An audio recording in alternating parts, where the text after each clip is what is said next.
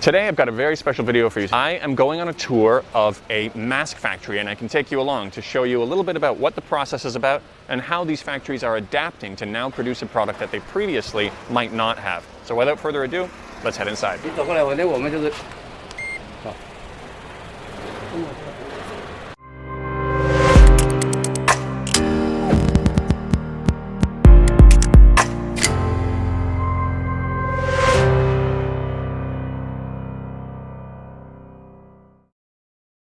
So what we're going to do now is we're going to actually take a tour of what this factory used to produce before they started producing masks. You're seeing a number of factories across China that made unrelated products suddenly ramping up production on masks to meet the global demand. And the quality of those masks is really going to depend on what kinds of products they made before, the skills involved, and whether those skills were applicable and relevant to making masks. Well, we have a very unique situation here. What this factory used to do is it used to make the machines that make the masks. So they have a very detailed understanding of what the final product is supposed to be and how it's made. In this room here, you can see that they're still making these masks that will eventually make, the machines that will make the masks. And they are going to install them in their own factory. They're expanding and will continue producing some more masks. So with this kind of a detailed level of understanding, it puts them in a really unique situation to make some pretty high quality surgical grade medical masks. Okay, so we're going to enter one of their existing production areas. So what we're doing here is we're taking our outside shoes off out there, putting some slippers on. They're a little bit small, but they'll still work. And that's a pretty good sign. So we want to keep all of the outside dirt outside. And we're going to go into this clean area now soon and take a look at what everybody's doing.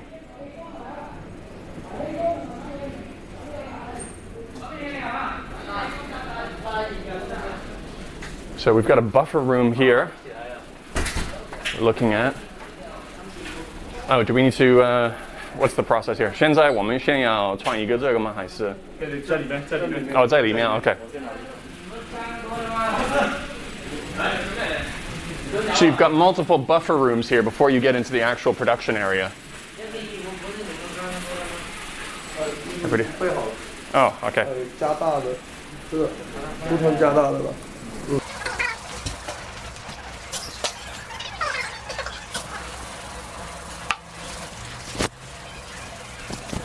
A little bit on the tight side, but better than nothing.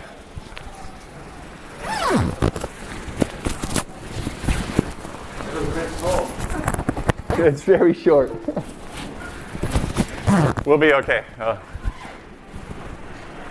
All right, so we're all suited up and we're going to go into the production area now.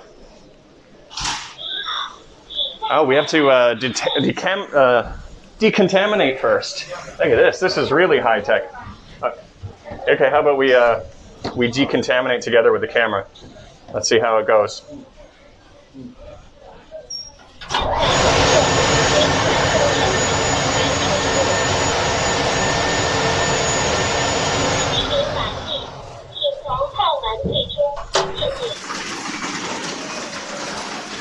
And here we are in the production. Oh. I had to close the door first before they open that side to make sure that they go in. So our hosts now they're going to go in. And they were specifically waiting for me to close this door. So they're quite strict about their practices.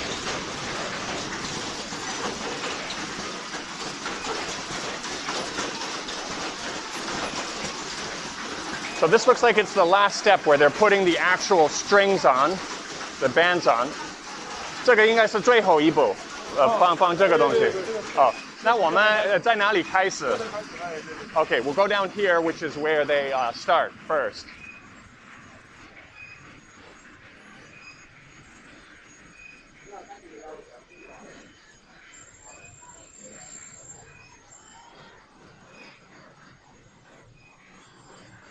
So here you can see this is how the rolls of fabric come in.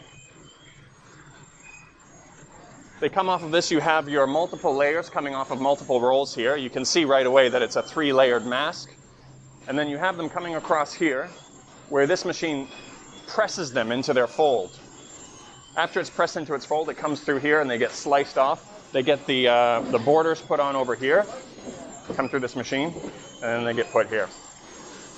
So what we will do is we'll continue down. We can see one that's working now. We can see this one that's actually pumping out some product right now. So they'll sort them out into groups there. You can see everybody's wearing gloves.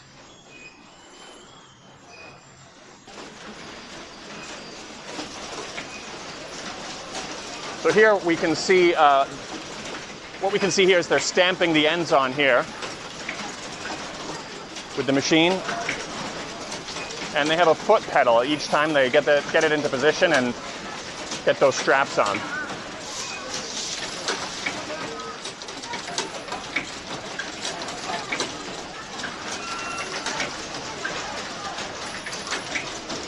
So we've got them all separated in sections here.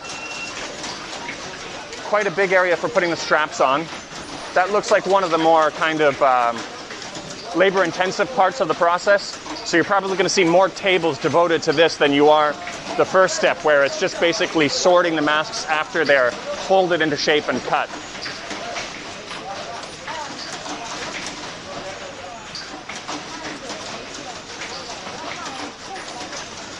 What you've got here is close to what's one of the final steps. They're being packaged into individual bags, into groups of 50, which then will be placed in the final box.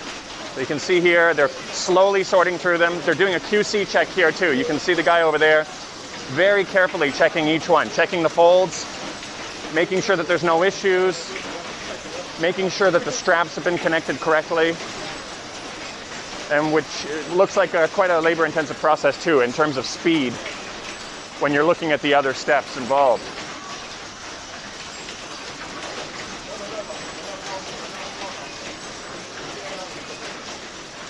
Now what you've got here is you've got the final step, everything going into the boxes. There's not really, most customers coming through, they're using the standard box right now. You know, the production time to put these in new boxes while everybody's trying to get masks in a rush is not a very high priority for the end customer. So they're using their own standard boxes, and then they'll go into master boxes with 1,000 masks per box. 每一盒是有1000那个口罩吗？对，每一个蓝色的箱子就有。哦，然后你有2个包装的房，哦，2000 2000 masks per box， 一箱就有2000个。哦，是不是也有这个选择可以这样子，还是最后还要放在这个盒子里面？最后要放盒子里面。哦，也可以这样选择。也可以就这样子。要盒子跟不要盒子都可以。哦，如果没有盒子，是不是可以放多一点？哎，我想问一下，这个是50对吧？啊，这50个在里面。对，50个。它那个一个50那个重量是多少？你知不知道？重量大概在180克。180克。180克，对，180到184之间。OK。对。那每一个的毛重就在差不多3克，2.8到3克之间。对。好。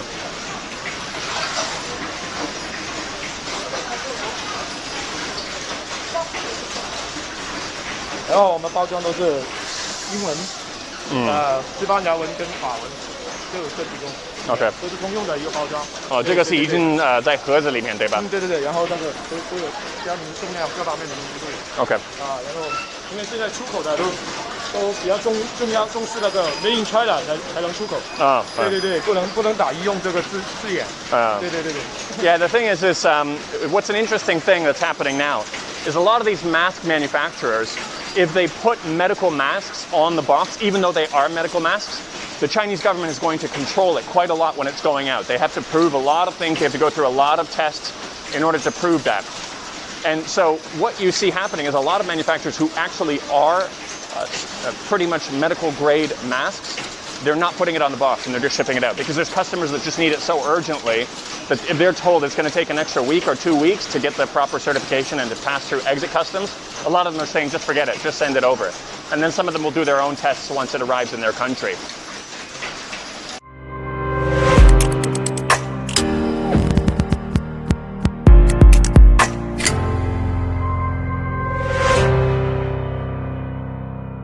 Okay, so what we have here is a pretty unique opportunity. We can see what products this factory used to make before they started making masks. And that's something to keep in mind. There are a lot of factories in China that used to make something else that has changed to mask production now to fill the demand, the global demand. And the quality of those masks is largely going to depend on what did they make before? What level of skill did it require to make the previous product? And how relevant are those skills to mask making now? So you have some really big companies like BYD who have gone into mask making, and you can imagine that their quality controls and their processes are quite good. This particular factory is quite interesting because they used to make the machines that are meant to manufacture these masks. That gives them a very unique understanding of what the final product is supposed to be. And so now what they're doing is they're taking these machines and they're installing it across their factory, creating these clean rooms, and producing the masks themselves. What we have in this area of the manufacturing plant are the machines which will eventually produce the N95 masks. So again, they used to produce these to provide to other factories, but they're not producing them themselves yet. They're getting ready for it. They're getting all of the sections ready. So right now we can only see the sections which are producing the surgical masks because that's what they're doing now. But eventually these will be put into operation as well.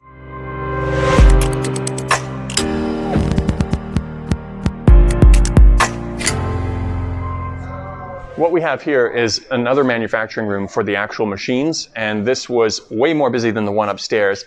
We actually filmed it a little bit earlier before lunch hour, but it was just too noisy to really get any commentary while we were here.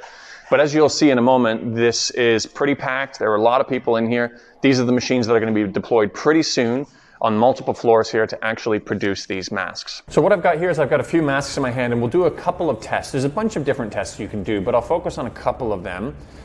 When you're looking at your masks and you're seeing what kind of quality they are, you definitely want to take one of them if you're concerned about the quality, open them up, and make sure that you do actually end up with 3 layers, that you have a 3-layer system here. I'm going to try to, they're held together pretty well. Let me see if I can pry them apart and make sure. So there's 1 layer, 1 second there. Yeah, so we've got 3 layers here. 3 layers in this mask, and what we'll do now is the second simple test I want to do is I want to make sure it doesn't catch fire. So if this is working as it should, you'll probably see it melt a little bit, but we shouldn't be able to get a flame from it. And that's some of the requirements for a lot of these medical masks or to pass certain certifications. So let's give it a try.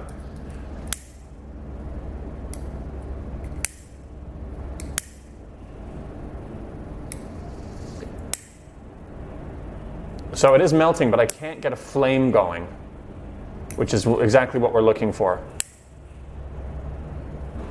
Yeah, even with that, I gotta be careful with that melting and falling in my hand. But yeah, so that's pretty good. That's a good result. The other quick thing that I want to do here, other than that, is I want to actually test to make sure it's holding water. Because obviously when you're coughing, you're sneezing, or somebody else is around you, you don't want water droplets or mist to be traveling through this. So a perfect ultimate test of that would be pouring some water in here. Let's see here. Okay. So if you see that, there's some water in there, slushing it around. And I'm going to, oh, it's pouring out the side, but not the bottom. The bottom is completely dry. There's nothing coming through the bottom. So, yeah, and then if we pour that out, you can see. So that's a pretty positive result too, but these are some of the things you can do to make sure you're not using something that is fairly low quality or that won't protect you from water droplets. So not bad. Okay. Okay guys, that's it. That's the tour of the factory. I hope you enjoyed it. I was really excited about coming because of personal curiosity as well, particularly around the topic of why masks are so expensive right now. You know, I'm looking at how many new factories are popping up, how many masks are being produced, and I couldn't wrap my head around why the prices are what they are. You know, even here on the ground, they're in excess of 10 times the normal price. And after coming here, I have a little bit of a better appreciation for it. I can't help but think all of these floors they're building, all this renovation they're doing, all of these machines that they're building is for a short-term situation. Once this pandemic is over, and hopefully it's sooner rather than later, they're not going to need all of this equipment. They're not going to need all of this production capability. So, whereas when you build a normal factory, you build a factory and you're expecting to slowly gain your expenses back over a period of perhaps 3, 4, 5 years, they know this is a short-term thing. And I think that goes into the pricing, that they need to pay off this investment in a very short period of time. To further compound that issue, We have the material suppliers, the raw material suppliers for these masks starting to run low on stock. And of course, they're also trying to ramp up their supply, but that increases the price of the raw materials. The final thing, if you're overseas in Europe or in North America, of course, these masks are coming in by air shipment, not by ocean, because of the urgency of them and how quickly you need them. So even under normal circumstances, air shipping is going to be more expensive. Now we have the special circumstance of no passenger flights, and passenger flights sell their additional cargo space to shipping companies. So we no longer have that extra supply as well. So shipping prices have gone up. The wait time to even get on a flight, get your cargo on a flight, is sometimes, a week or 2 weeks at a time. So it's just created a situation where these are pretty unfortunately expensive. If you are somebody else who's dealing with a supplier, hopefully this video can serve as an example of what a pretty good factory looks like. Going through the different areas to suit up and kind of clean off, and wearing gloves, and just what a high quality factory looks like. Then you can now use these images as a reference when you are speaking to your suppliers and you say, can you take some photos of your production area? And you can immediately see what is the difference in quality. And finally, my last intention of this video is to offset an unfortunate other video that was going viral.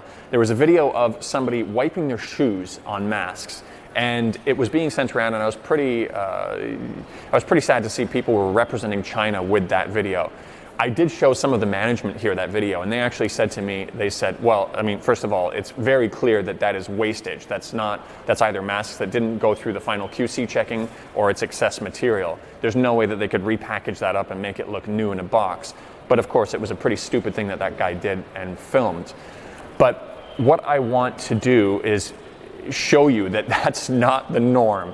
Because during this time when we're all worried about this pandemic, we're all worried about this virus, the last thing we need is to worry about our masks also when we're putting them on. So hopefully that puts your mind at ease, and one way or another you found some value from the video.